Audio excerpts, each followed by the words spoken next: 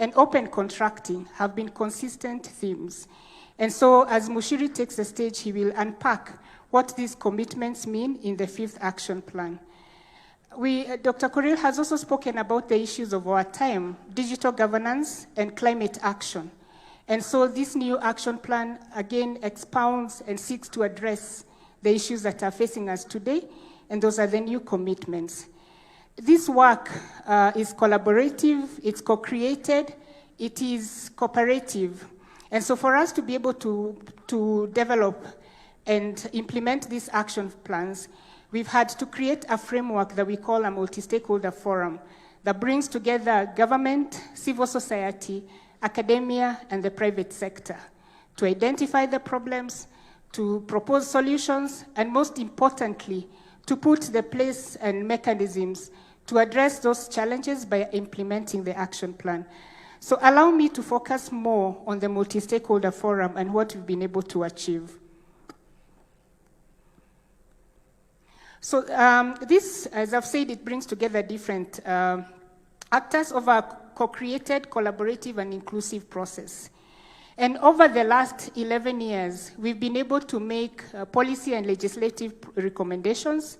We've been able to develop tools that facilitate access to information and public participation, courtesy of institutions such as the Commission on Administrative Justice and Article 19. We've come up with model laws and capacity building on access to information. We've been able to develop open portals to enhance open contracting. But most important, in the course of this implementation, we've built a multi-stakeholder forum that continues to be an envy across the world.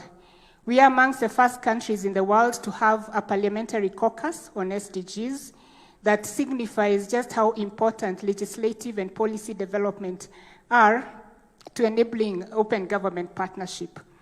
We are also the first country, amongst the first country, and I believe the only country now that brings together the 3 arms of government in OGP, judiciary, the legislature, and the executive, but also the highest number of open OGP local, the counties at national level.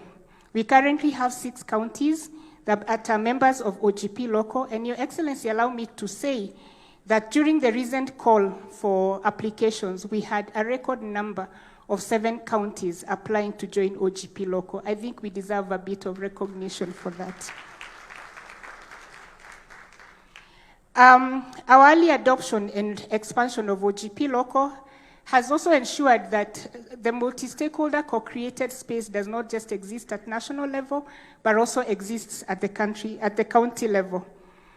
Another big achievement has, of course, been peer learning and exchange programs. And as countries across the region, Ghana, Malawi, Morocco, Sierra Leone, and others have been keen on joining OGP, the Kenya Multi-Stakeholder Forum has provided this leadership and model that other countries can embrace.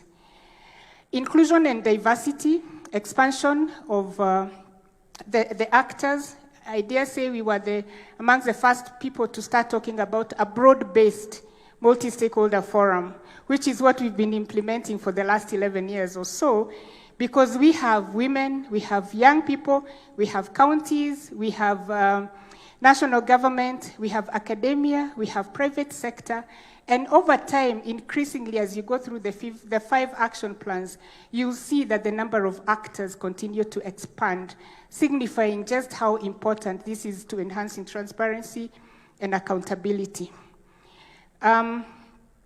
Your Excellency, we recognize that across the world, there are issues that continue to face governments, continue to face private sector, continue to face academia and others. And key amongst these is the issue of declining public trust.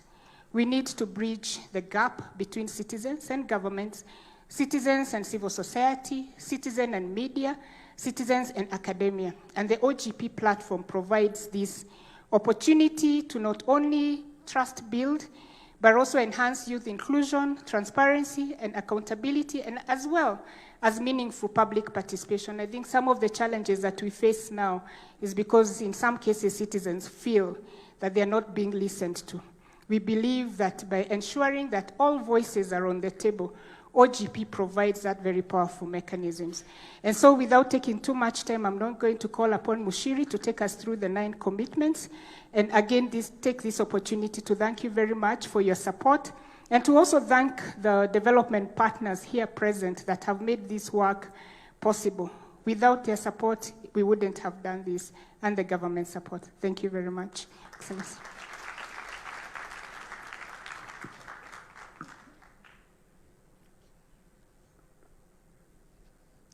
Your Excellency, distinguished guests, ladies and gentlemen, this is Kenya's most ambitious action plan ever.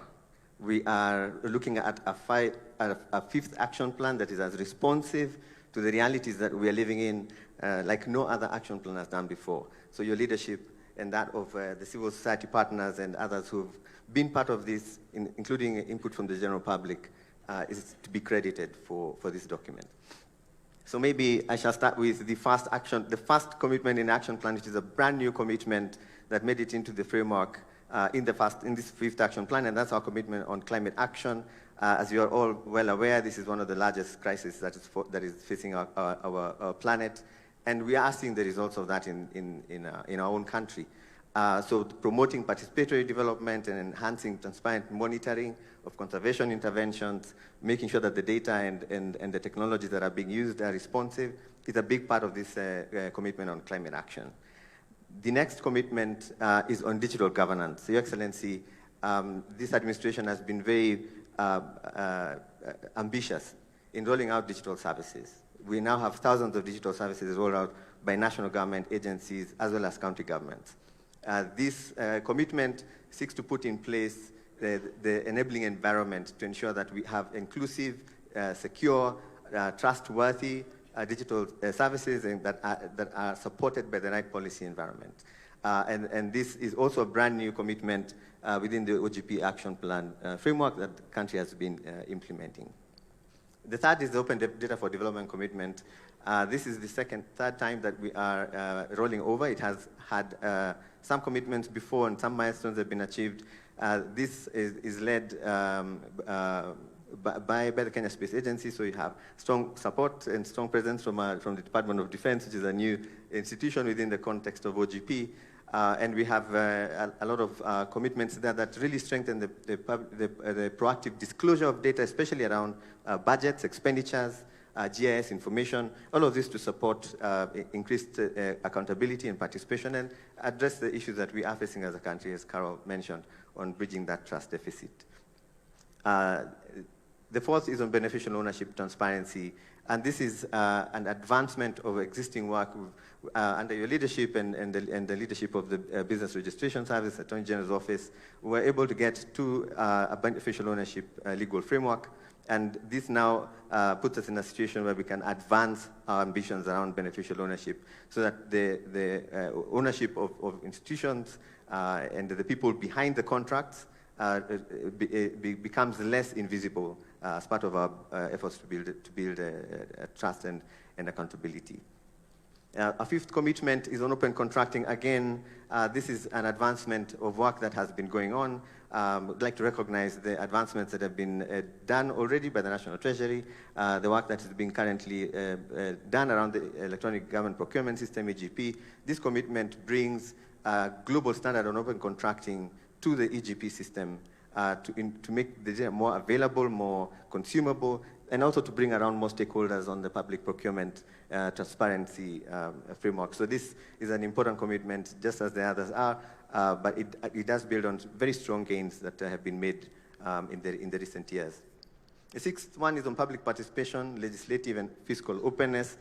This is some of it is an existing commitment that we've worked on over the years with the leadership of Mzalendo and the Senate.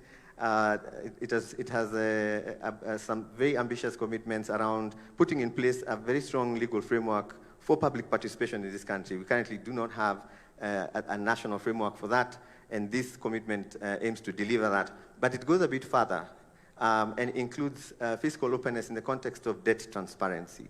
So, Your Excellency, this commitment supports your efforts and efforts of this administration to ensure that the conversation on debt and the amount of money that is in play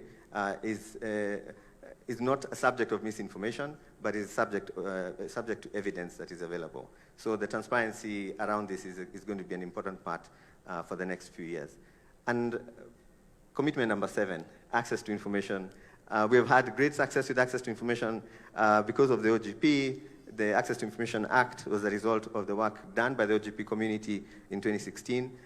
This access to information commitment advances this much further by ensuring that the regulations that have been passed, the enabling framework, is now supported by a more ambitious rollout across the country.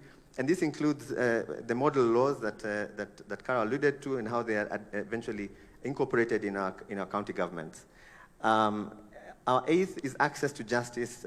As Carol mentioned, this commitment was birthed out of the COVID crisis and the fact that many could not access justice because of the restrictions that had to be in place to save all our lives.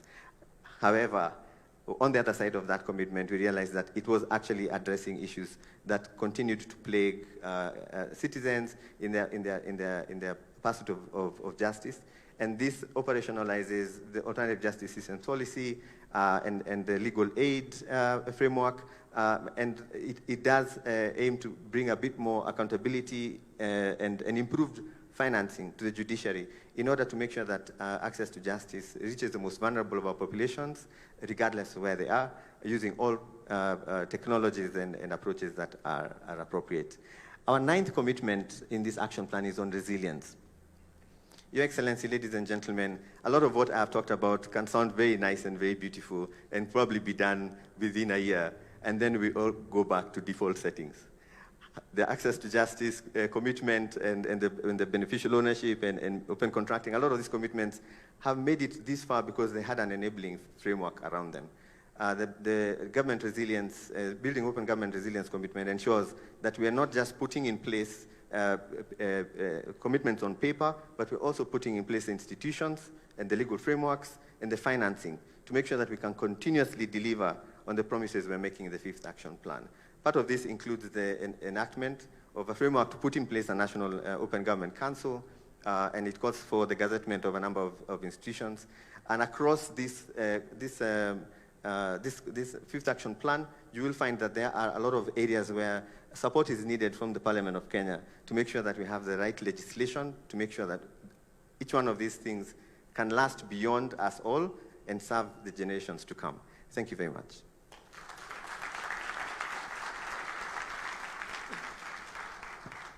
Let's put our hands together for Mr. Nyaga. Thank you very much. Your Excellency, on that matter of resilience, one of the asks from this community or from this program is for the need for sustainability.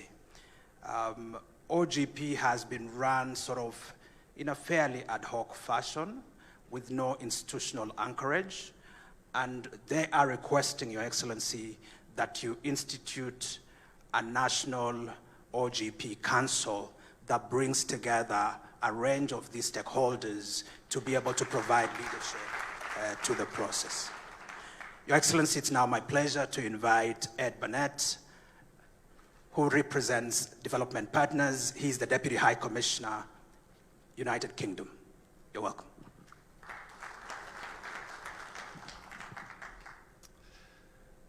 His Excellency, the President, distinguished guests, all protocols observed, good morning. It's a great honor and pleasure to address this gathering today on behalf of the United Kingdom.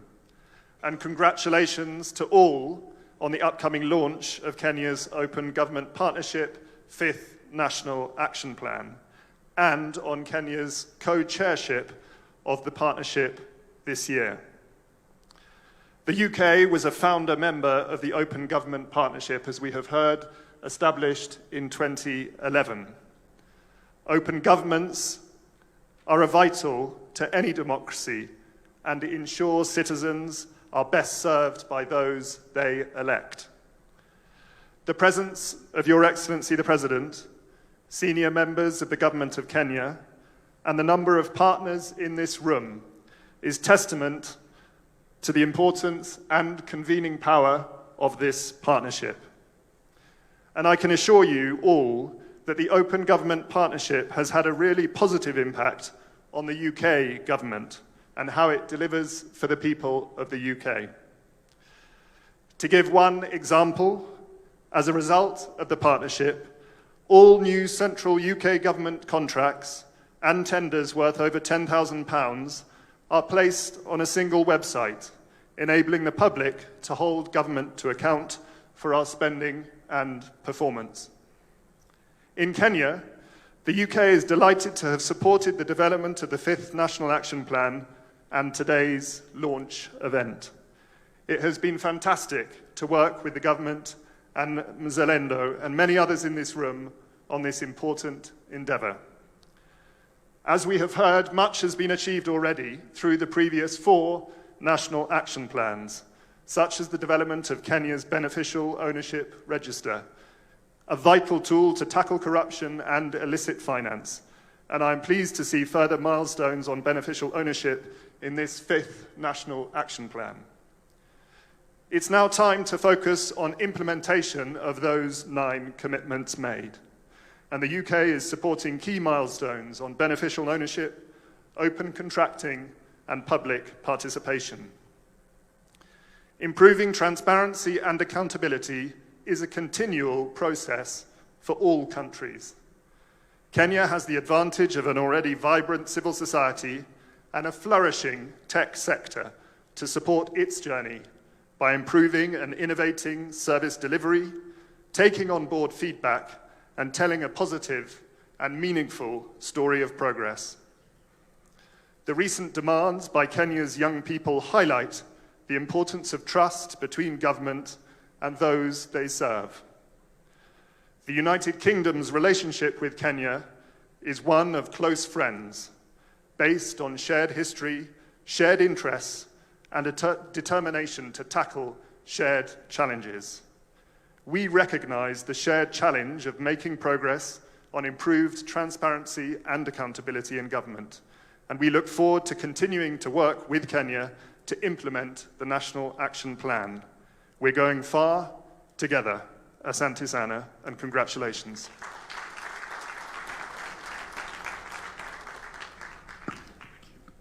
Thank you, Dr. Bennett.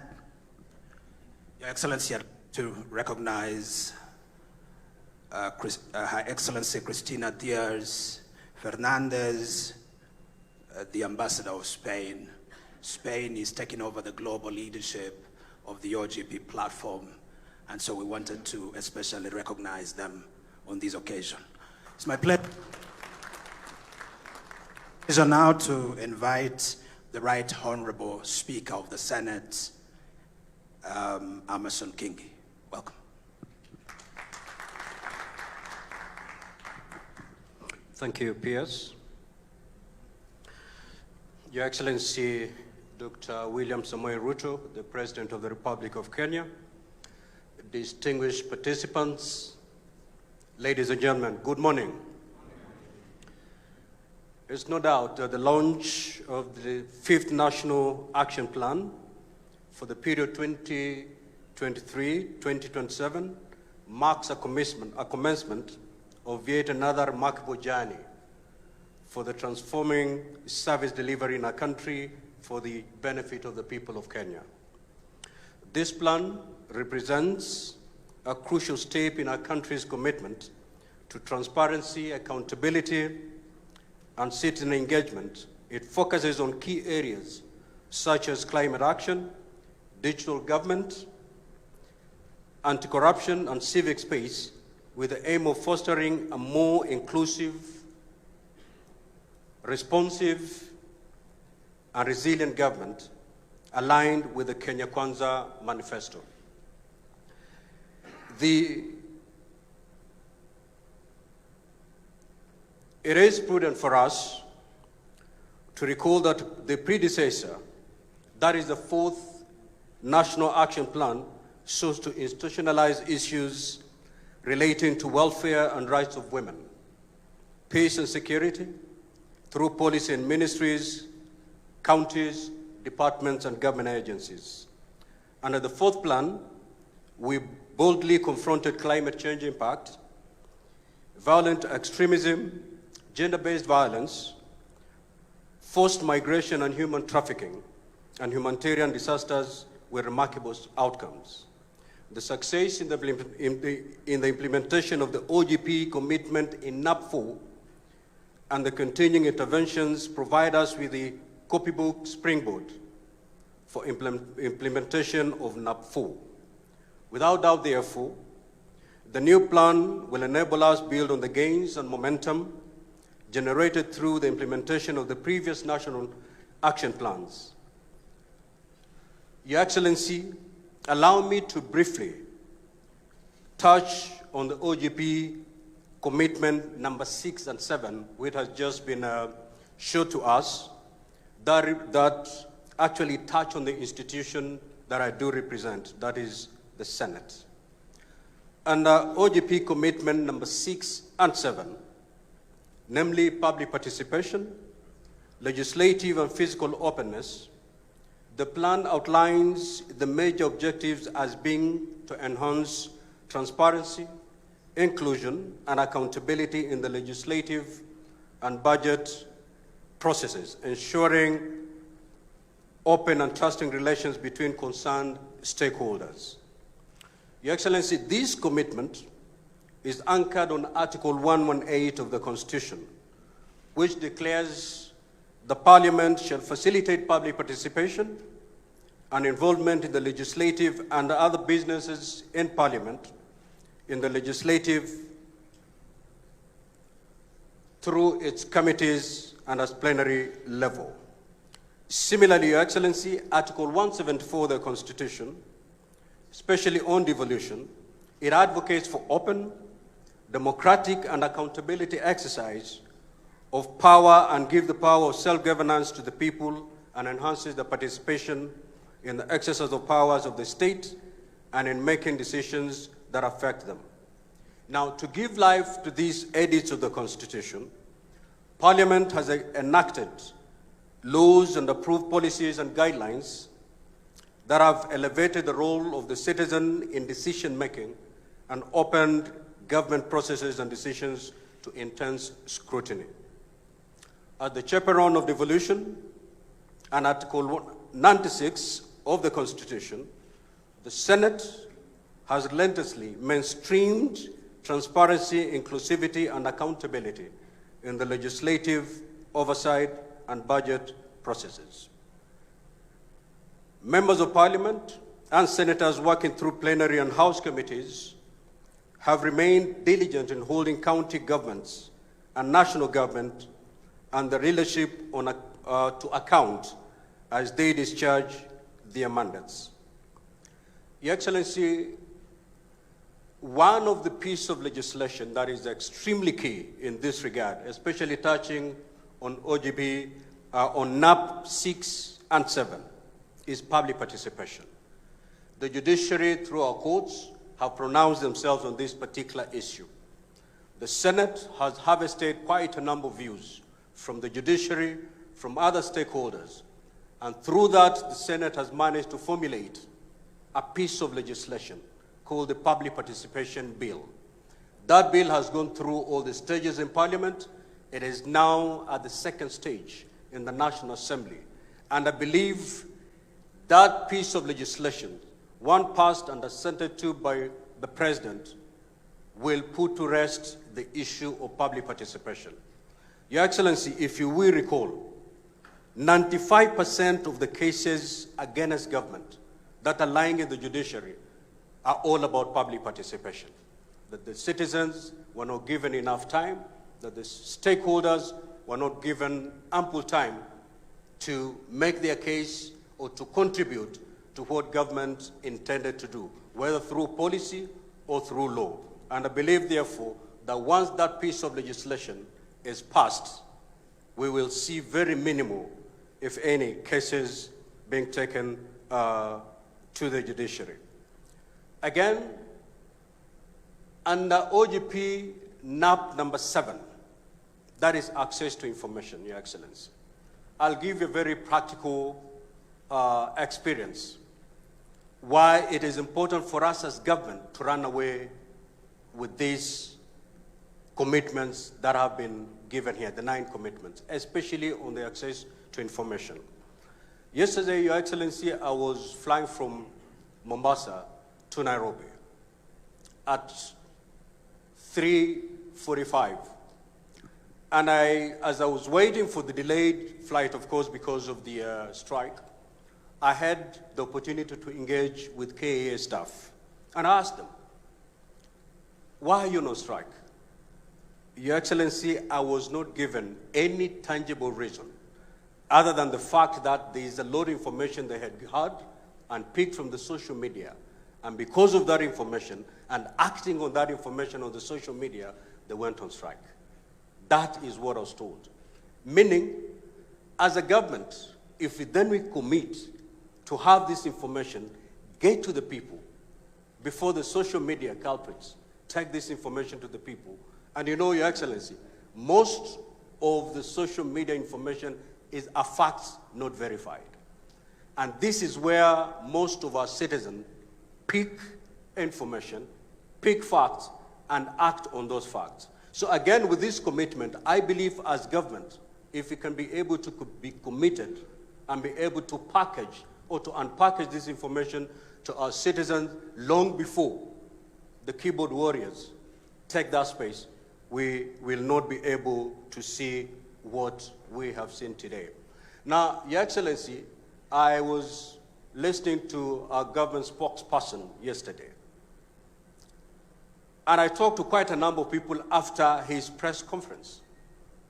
Many Kenyans believe that this government has negotiated and signed a deal with Adani. But the position is no such deal, no such contract has been signed. But this information was not given to the public.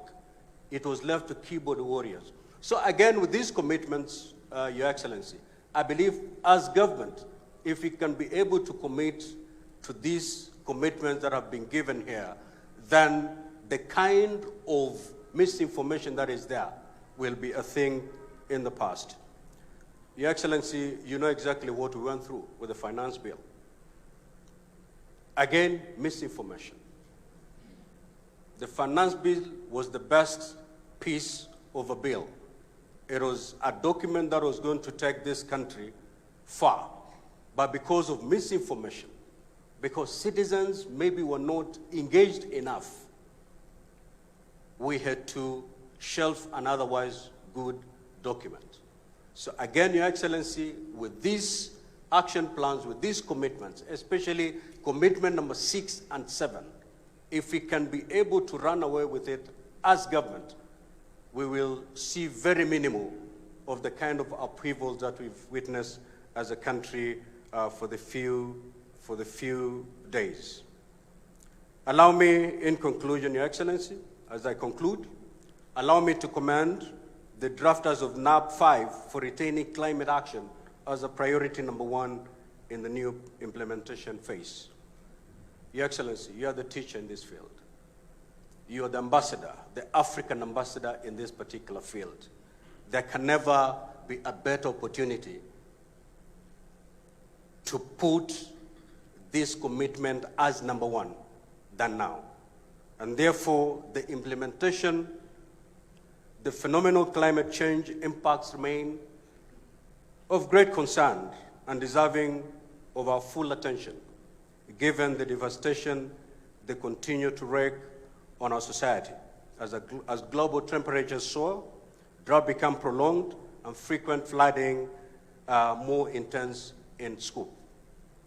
Your Excellency, I sat listening to you during the climate summit, the African Climate Summit, and there's no better person who can put this case in a more compelling manner than you, Your Excellency.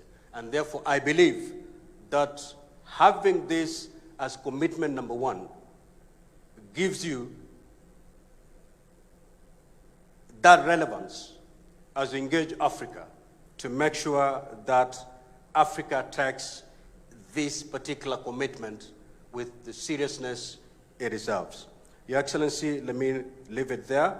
And therefore, with these few remarks, Your Excellency, ladies and gentlemen, I want to thank you most sincerely for giving the Senate to share some thoughts with you in this journey. And I want to believe that if all of us present here commit to the implementation of these 9 commitments, next year, or the second phase, as we sit here to review the implementation of the 9 commitments that have been given today, if all of us purpose to walk the journey, then we'll make not just Kenya a better place, but this continent and the world at large. I thank you.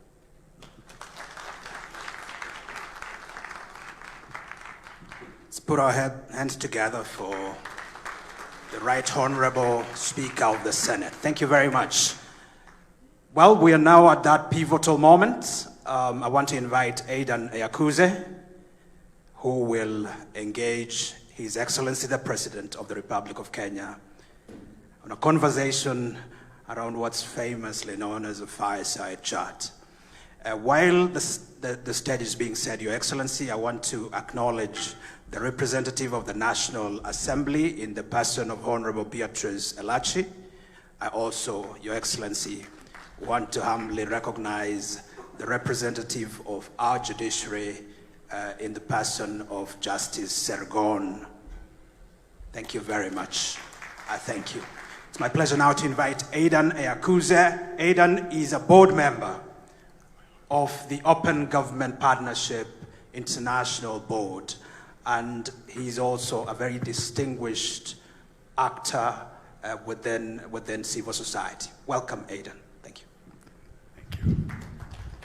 Thank you. I think I'm mic'd up. Mr. President, would you like to come on the stage with me? It's good to meet you. I bring greetings from Tanzania. Thank you very much. Welcome to Kenya. Thank you. Please.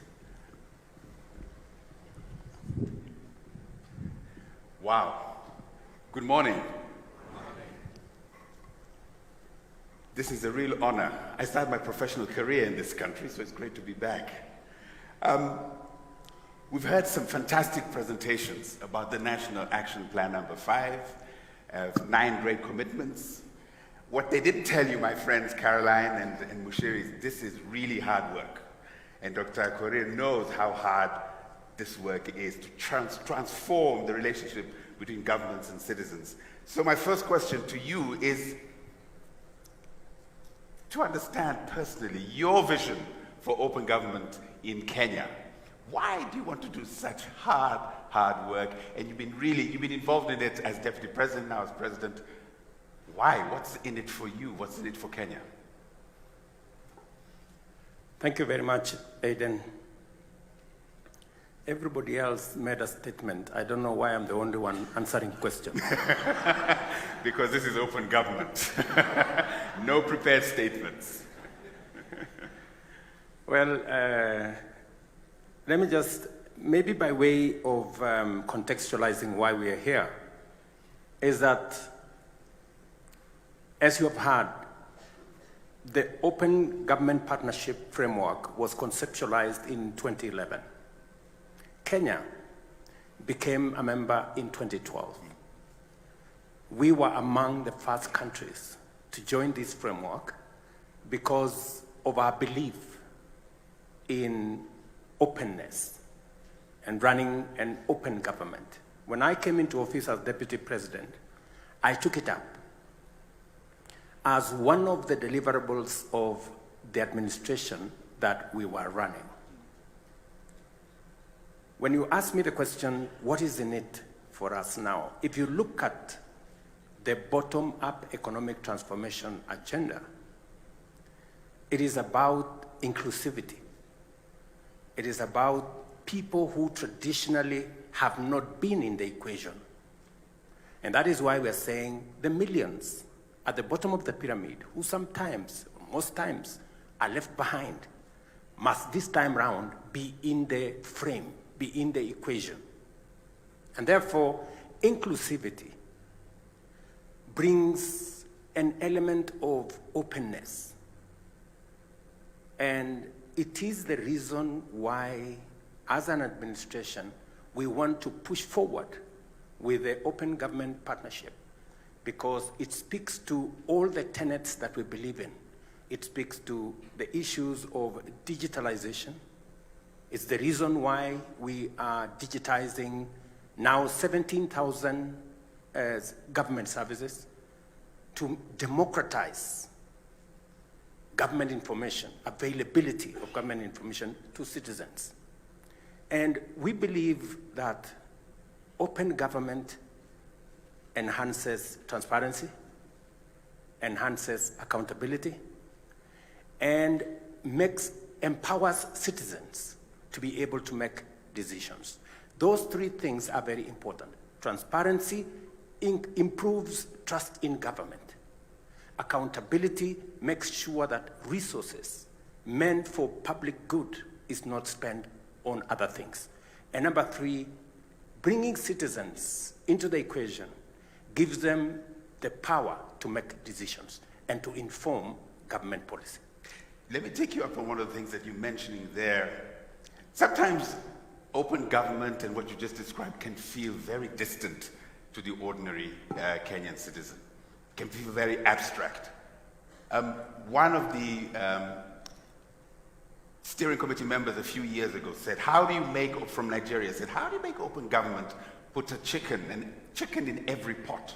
How do you make open government real for people so that they can feel that their lives are actually improving from this approach to government? So maybe my specific question is, please share with us some really specific measures that your administration is taking and will take to strengthen economic governance and to ensure transparency and accountability in the management of public resources and public debt. What are the specific measures you're doing for that? I have made a commitment, and you've heard the Speaker of Senate say, we did agree that public participation is not a sterile provision of the Constitution. It must amount to something. And it is the reason why we've been grappling as a nation, how do we actualize public participation? We are now working on legislation, as you've heard. In a couple of months, we should now have a framework that contextualizes, creates a framework for citizens to meaningfully participate in enacting policy, enacting legislation, and every act of government that requires the public to participate in. That is number one. Number two, we have now work at the Attorney General's office, and I want to ask the civil society who are present here to work with the Attorney General as we improve three pieces of legislation. Number one, improve legislation on Evidence Act so that we can deal with matters corruption in the shortest time possible. Improve legislation on e-procurement and make government procurement open, including making sure that it is in the public domain which contracts have been awarded, for how much money, to which companies. And so that the public can judge for themselves whether they are getting value for money or they are being taken for a ride. I have made that commitment. The work is in the Attorney General's office. I welcome Zalendo. I welcome all the other civil society groups to participate in bringing this legislation to the fore. And I'm very happy with this framework because the civil society that is present here would have chosen to come here with vuvuzela and placards. But they have chosen... Sometimes they might still have to do that. But they've come here to say, okay, what are the challenges that we have? How do we meaningfully contribute, institutionalize the solutions rather than ponder on the problems, on the challenges? How do we institutionalize solutions? How do we bring legislation? How do we create institutions? How do we put a policy framework in place? And you have said yourself, it's easy to pontificate about the challenges we have. Yeah. It is difficult to frame the solutions. I am very happy with open government partnership. It gives us an opportunity with the judiciary, with the legislature, with the executive, with civil society, with the private sector to figure out how we solve problems together. And this is why I believe in this framework. Some of your, okay, I won't mention names, might think you're a heretic to be so welcoming of civil society and private sector in government and in governance. Let's shift a little bit. 4 of the 9 commitments have a tech element to them. So let's talk about, and Kenya really is a leader in the region, maybe in the continent, on matters technological. So, but tech also has, as was mentioned here, some real challenges, and misinformation was mentioned by the Speaker of the Senate. It also creates great opportunities to create wealth. So how is your administration harnessing these tech-driven opportunities? And how do you plan to balance those opportunities and grabbing them with mitigating the risks that come with technology, as was outlined? I agree with you 100%. Technology all the way to artificial intelligence gives us great opportunities, but also has a good measure of challenges. And I will give you 2 examples how we are taking advantage of technology. Number 1, we rolled out the Hustler Fund. 12 billion shillings in it already. 22 million Kenyans are beneficiaries. Today we have 2 million Kenyans every day borrowing from the Hustler Fund. It is delivered on a technology platform. It is the single government project that has no corruption, because technology has provided the framework to make sure that we insulate it from, just imagine, if we were disputing or giving out Hustler Fund using committees at every location, it would be hell. Mm-hmm. It would be chaos. But look at what technology has done. It has made it seamless, it has made it transparent, it's made it easy. Let me also give you another example. Means testing instrument. Again, when we are giving out our university funding model, means testing instrument that is run on technology is giving us the leverage to be able to know which student can benefit from what. Let me also tell you one more thing, that in our plan to deal with the challenges that face us, the demographic dividend that we have, one of the items that we are working on is how we are going to use technology to create digital jobs. As I speak to you, we have close to 120,000 young people in our TVETs and in other institutions that today monetize their digital expertise. So we are leveraging on technology to create jobs tomorrow. I will be signing an agreement with President Scholz in Germany, again, to leverage on technology to access opportunities for Kenyans to work in Germany physically or to work in Germany through a digital platform. So we are leveraging on the digital space to create jobs, to deliver government services, as I said, with the Hustler Fund, to make sure that it helps us, assists us sort out challenges that we have. But also, there are challenges. Yeah. The finance bill became a victim of fake news, disinformation, misinformation, and unfortunately, that's what it is.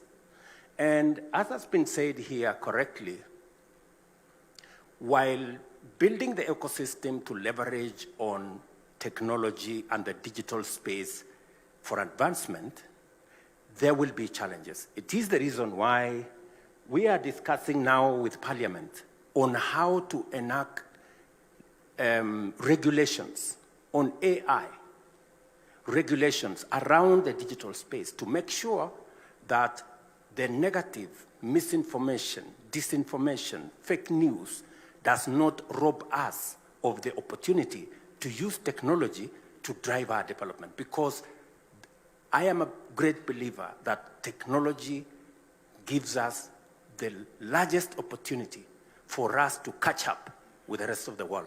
It is the reason why I appointed a technology envoy, Mr. Figo, who is not, unfortunately, is not here because of travel problems. He was coming from somewhere, he got stuck because of the situation we have. But it is the reason I also want us not to miss the opportunity. In fact, misinformation, disinformation, fake news should not rob us of the opportunity to take advantage of the opportunity technology and artificial intelligence gives us. We do not want another opportunity to be left behind. It is an opportunity for us to develop talent around technology and AI. It is an opportunity for us to develop expertise. And it is an opportunity for us not to be left behind, again, as we have done in the past, that this time round, we want to be up to speed with the rest of the world in making sure that technology, AI become part of the ecosystem, and we all benefit from it and avoid another digital or AI divide. Thank you. I'm sure civil society will also say, when regulating misinformation, disinformation, please don't squeeze the space for self-expression. I'll come to the last question. You, the government of Kenya, is the current co-chair of the Open Government Partnership. And there are 14 other African countries. We are told Zambia is thinking about coming in to the 15. So I have a personal self-interest type of question here. How would you address your fellow presidents, heads of state on the continent? What would you tell them about OGP in a way that would persuade them to join, or to at least think about really embedding its principles in how they're relating with their governments and with the citizens? What would you tell them to persuade them to embrace this principle, this approach? You see, the future, whether we like it or not, is going to be informed by technology. Technology democratizes information. Citizens today, anywhere, in any country, have the benefit of a lot of information.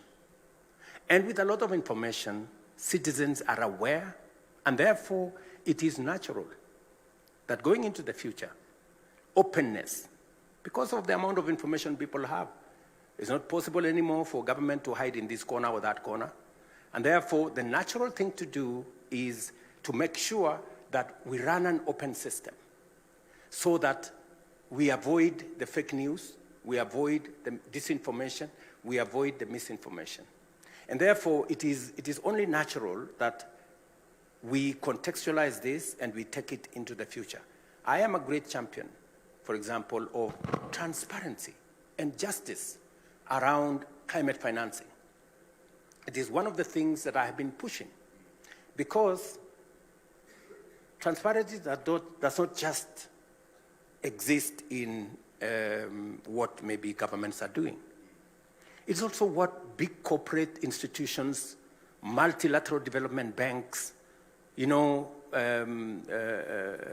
other institutions should be doing.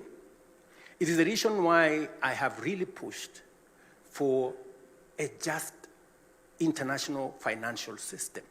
Let me ask you, Aiden, why would one country pay 10% interest rate and another country pay 1% interest rate in the same ecosystem? Where is the fairness? Where is the justice? And those paying the most have contributed the least to the existential threat that we face as humanity of climate change. When I finish with you here, I will be going to Korogosho because of matters climate action. And I am very happy that among the first commitments in the National Action Plan is climate action. I will be going to Korogosho because Korogosho is a neighborhood here in Nairobi. Okay, I will be going to... Okay. It's a neighborhood in Nairobi. Mm-hmm. I will be going to Korogosho, which is a neighborhood in Nairobi, because we lost 42 people to the floods. We got 22,000 households displaced in that vicinity. And almost 160,000 people were displaced, because we are going to begin the process of rehabilitating.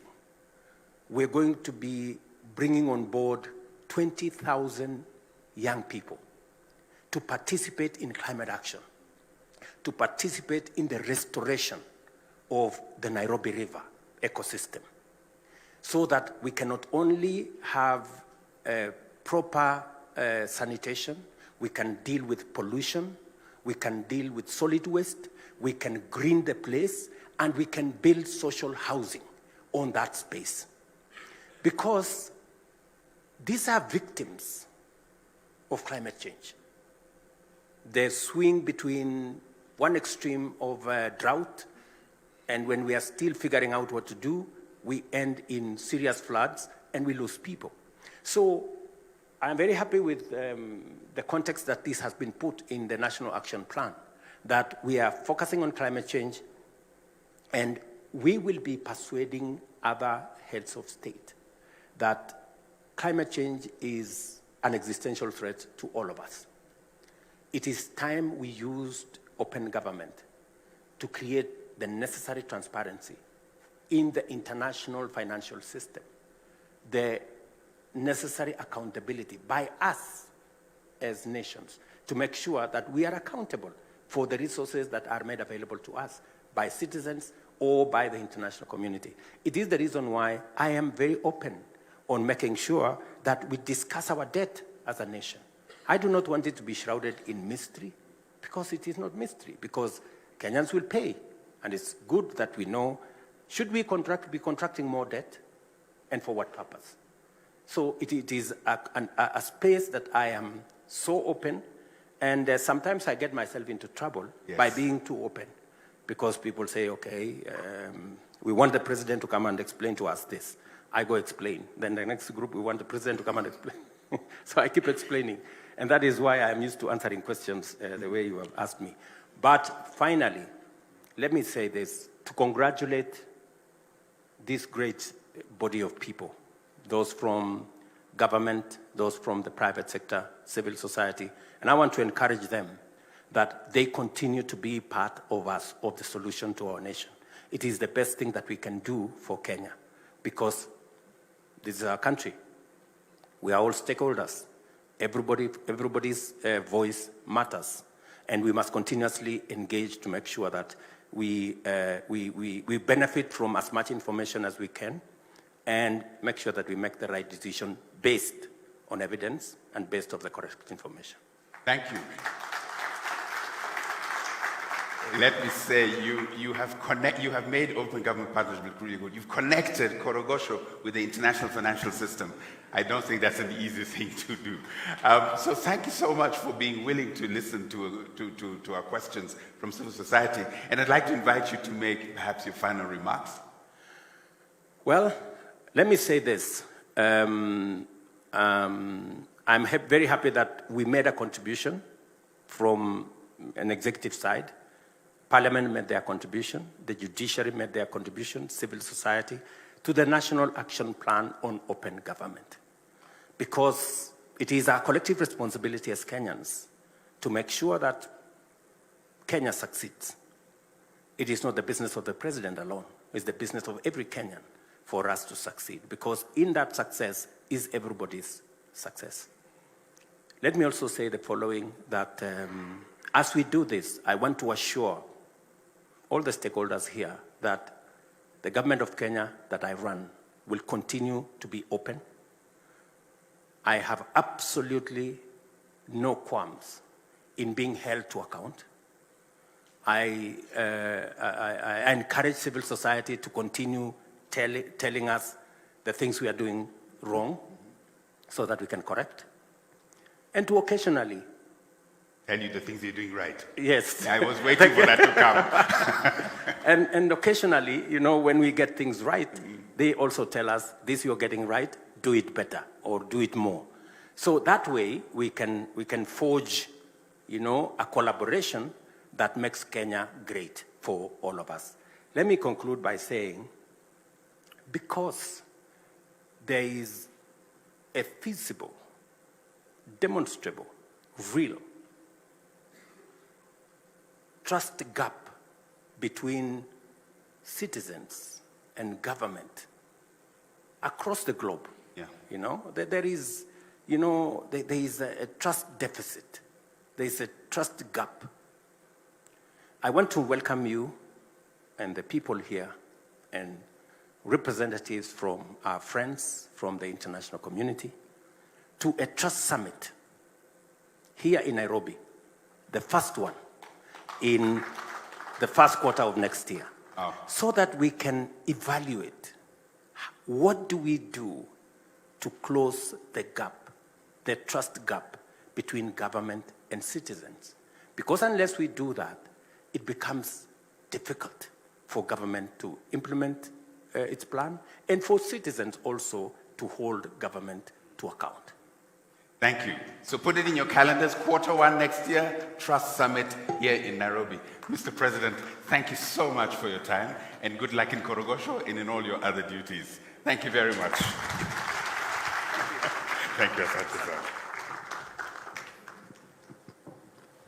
All right, thank you very much. Let's give them one more round of applause. Thank you very much, Your Excellency. Thank you very much for that. We may take our seats kindly. And at this point, Your Excellency, with your permission, I see that Senate is very well represented. If I may just ask all the senators who are present to just stand up so that we can just give them a round of applause and showing their support. Senators, if we can all just stand up. Thank you, thank you, thank you. You may take your seats. May I also recognize all ambassadors who are present. If they can also just stand up briefly, we just appreciate that they're here. Your Excellencies, thank you so much for that.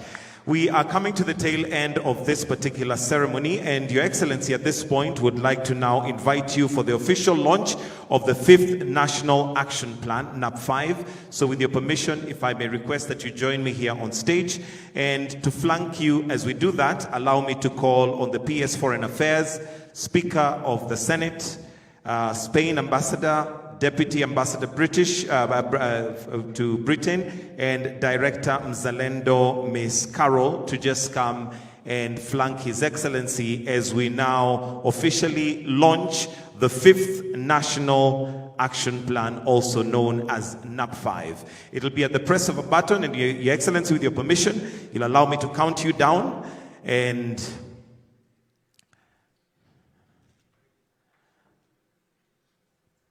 if we may, yes, if we can have a few, maybe come this way, yes, so that it's balanced. PS, if you can come this way kindly, to this side, yes. So at the count of 5, we shall then just count it down. Sorry, the book is on that side, so may I request that we come to this side, facing that side. Sorry about that. The book is right there so that we see what we are launching. So in 5, 4, 3, 2, Your Excellency, you may press the buzzer. And that is the official launch of the 5th National Action Plan, NAP5.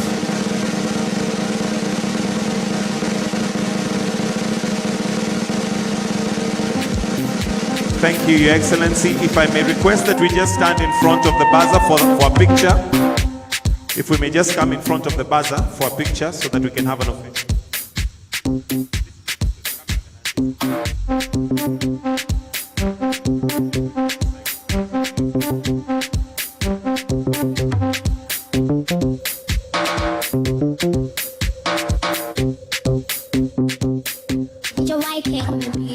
Thank you, Your Excellency. While still on stage,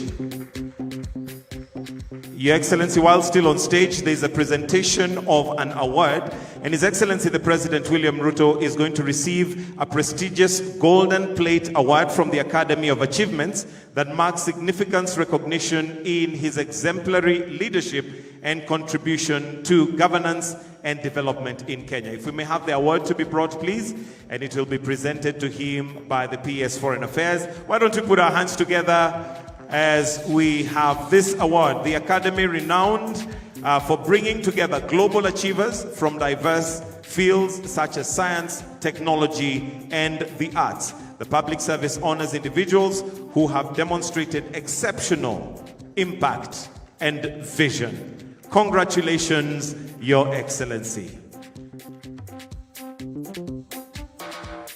And with that, we have now come to the end of this session. I'll request that we exit stage except His Excellency, where we are going to wind up with the national anthem. So I'll request that we all be upstanding. We're going to finish off with the national anthem. The Kenyan national anthem.